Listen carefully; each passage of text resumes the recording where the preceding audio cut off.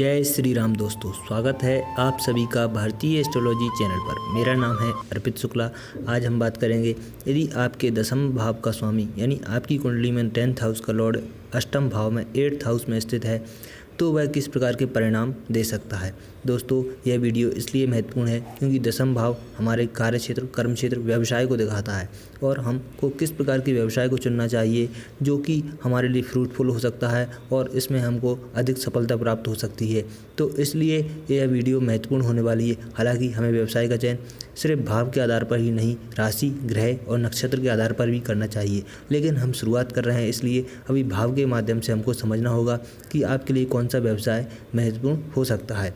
तो सबसे पहले हम समझते हैं 8th हाउस क्या है। दोस्तों, 8th हाउस को एक दुस्थान भाव माना जाता है, यानी यह एक बुरे भाव है। और जो केंद्र त्रिकोण भाव होते हैं वह अच्छे माने जाते हैं, पर दुस्थान भाव माने जाते हैं, यानी ये हमारे जीवन में आने वाली परेशानी, हर्डल्स को यह दिखाते हैं।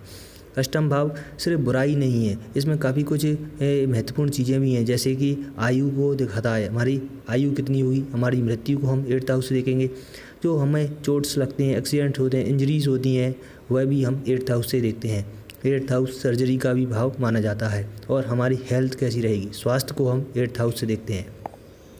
और जो हिडन चीज़ें हैं, जो जिन पर ज़्यादातर लोगों का ध्यान नहीं जाता है, सीक्रेटिव चीज़ें हैं, और चाहे वो सीक्रेट हमारे हों या किसी भी अन्य प्रकार के सीक्रेट, वह भी हम 8th हाउस से देखते हैं। और 8th हाउस अचानक से होने वाले परिवर्तन को दिखाता है, यानी जो सडन चेंजेस होते हैं, सडन इवेंट्स होते हैं, उनको हम 8th हाउस से देखते हैं। और अष्टम भाव की मूल राशि वृश्चिक राशि भी है, इसलिए वृश्चिक राशि के भी गुण आपके व्यवसाय में आ सकते हैं। अब जानते हैं कि वह कौन कौन से व्यवसाय हैं जो आपके लिए फ्रूटफुल हो सकते हैं। सबसे पहले तो हम यह 8th हाउस में यदि दसम भाव का स्वामी जा रहा है तो हम देख सकते हैं कि यदि शनि मंगल का भी योग बन रहा है तो सर्जन्स होते हैं तो वह हम 8th हाउस से देखते हैं। जो किसी भी प्रकार की सर्जरी करते हैं उन डॉक्टर्स को हम 8th हाउस से देखते हैं और किसी अन्य डॉक्टर को नहीं। और फिर हम देखते हैं जो धातु का काम करते हैं, मेटल का काम करने वाले लोगों को देख सकते हैं। जो प्रोडक्शन का काम करते हैं, किसी भी प्रकार के उत्पादन का काम कर रहे हैं, वह हम 8th हाउस से देख सकते हैं। चाहे इंडस्ट्री हो, उद्योग हो, वह भी हम 8th हाउस से देखते हैं। और 8th हाउस में अन्य योग बनते हैं तो इंजीनियरिंग में भी व्यक्ति बेहतर कर सकते हैं। और 8th हाउस में इंश्योरेंस का काम करना बहुत ही लाभदायक रहता है। यदि 8th हाउस से आपका संबंध बन रहा है 10 में इसका, तो इंश्योरेंस के काम में आपको लाभ मिल सकता है।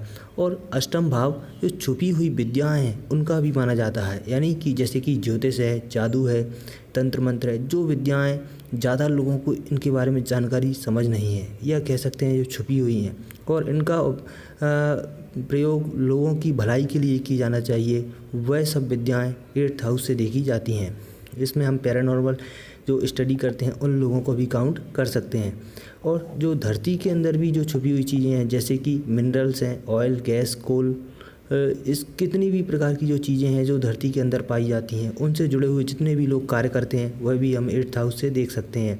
इसके अलावा जो रत्नों का व्यवसाय करते हैं, क्योंकि जो रत्न हैं वह भी धरती के अंदर से ही आते हैं। और 8th हाउस हमारे टैक्स सिस्टम को भी दिखाता है, इसलिए टैक्स सिस्टम में काम करने वाले लोग हैं वह भी हम 8th हाउस से देख सकते हैं।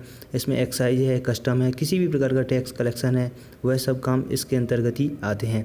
फिर 8th हाउस होता है हमारे रिसर्च का, जो भी हम शोध कार्य करते हैं वह भी हम 8th हाउस से देखते हैं। तो किसी भी प्रकार की शोध करना है, रिसर्च करना, वह भी हम 8th हाउस से देखते हैं। जैसे कि अभी कोरोना वायरस की वैक्सीन पर रिसर्च चल रहा है, तो इस वैक्सीन के रिसर्च में जो जुड़े हुए लोग हैं वह भी हम 8th हाउस से देखेंगे।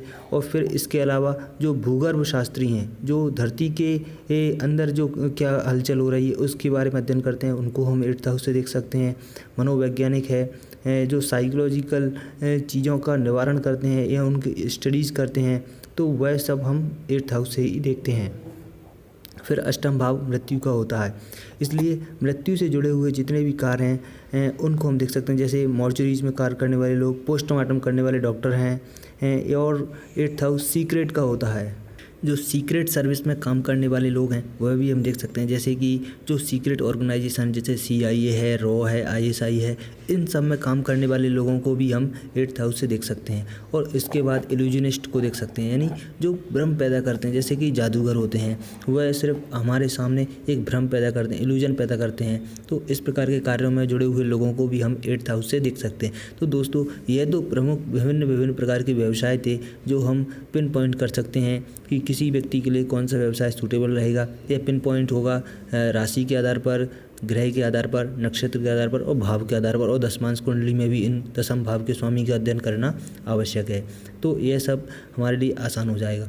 लेकिन एक जनरल रिजल्ट्स क्या हो सकते हैं, व्यवसाय में क्या चीज़ें देखने को मिल सकती हैं। तो ऐसा व्यक्ति मार्केटिंग के काम में बहुत एक्सपर्ट होता है और यह देखने को मिलता है कि व्यक्ति यदि व्यापार व्यवसाय भी करता है तो उसको अपने व्यापार व्यवसाय में काफ़ी चेंजेस लाते रहना चाहिए। यदि चेंजेस लाता रहता है तो प्रगति होती रहती है, और स्टेबल रहकर कार्य करेंगे तो उनको परेशानी देखने को मिल सकती है। और एक और चीज़ यह होती है कि जब भी व्यक्ति कार्य करते हैं तो हो सकता है अपने जीवन में कई कार्य क्षेत्र करते हों, कई काम करते हों एक साथ, अथवा बार बार कार्य क्षेत्र में परिवर्तन होते रहते हैं, तो वह सब चीज़ें देख सकते हैं। और कई बार एट द लॉसेस का भी हो सकता है, तो अचानक से कुछ लॉस हो जाए, नुकसान हो जाए, इस प्रकार की संभावना भी बनती है। और यदि 10वें शुभ स्थिति में जा रहा है, अष्टम भाव में जा रहा है, तो काफ़ी लंबे समय तक काम चलते हैं और उनमें कभी भी कोई रुकावट परेशानियाँ नहीं आती हैं। इस प्रकार की चीज़ें देखने को मिल सकती हैं। यदि 10 में पीड़ित हो रहा है तो कार्य क्षेत्र में बार बार बदलाव, यह सब चीज़ें देखने को मिल सकती हैं। तो दोस्तों, मुझे लगता है आपको ये वीडियो काफ़ी अच्छा लगा होगा। यदि अच्छा लगा है तो वीडियो को लाइक करना ना भूलें, और आपके कोई राय सजेशंस हैं वह आप कमेंट सेक्शन में बता सकते हैं। वीडियो को शेयर भी करें जिससे अन्य लोगों के लिए भी काफ़ी महत्वपूर्ण जानकारी प्राप्त हो सके, और जो ट्रू एस्ट्रोलॉजी का नॉलेज है वह सभी लोगों तक पहुँच सके, ना कि एक छल और कुछ भी एक कपोलकल्पित बातें करना, यह सब नहीं। एक सही, बेसिक और ट्रू एस्ट्रोलॉजी लोगों तक पहुंच सके, यही हमारा उद्देश्य है। Thanks for watching. जय श्री राम दोस्तों।